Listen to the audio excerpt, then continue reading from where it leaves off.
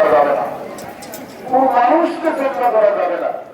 এমনকি আমি রহমতুল্লাহ আলামিন সর্বশ্রেষ্ঠ মহামানবকে চেষ্টা করা যাবে না।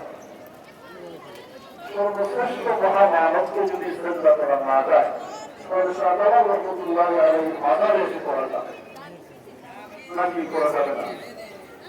শাহজালাল রহমতুল্লাহ আলাইহি জীবিত মাজারে শরীফ আছেন, তাহলে মনে হয় জীবিত থাকলেও করা যেত নাকি?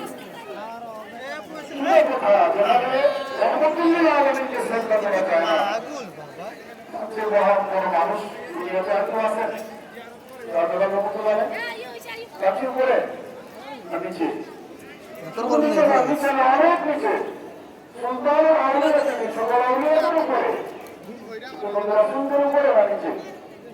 অনেক নিচে। সাহাবীদের অনেক নিচে, তাবিঈদের অনেক নিচে, তবে তাবিঈনরা অনেক নিচে। তাদের অসংখ্য অগণিত আউলিয়াদের উপরে। তাহলে তিনি জীবিত থাকবেন, তার সম্পর্কে শ্রদ্ধা করা যেত? যেত না। তাহলে তিনি এখন সাহিত্য আলেন তার মাজারকে শ্রদ্ধা করে যাবে? এটা কি সওয়াবের কাজ হবে না শিরক হবে? এটা কি সওয়াবের কাজ হবে না বিদআত হবে? এই কাজগুলো কি মাজারগুলোকে বন্ধ করা যায়?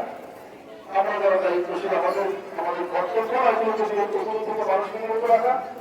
আলহামদুলিল্লাহ, তাহলে আমাদের দরকার কর্তৃপক্ষ ব্যবস্থা করেছেন, লোকজন আছেন যারা চেষ্টা করতে চায় তাদেরকে চেষ্টা করতে দেওয়া হয় না। এরপরে অনেক মানুষ বেশি আবেগতাড়িত হয়ে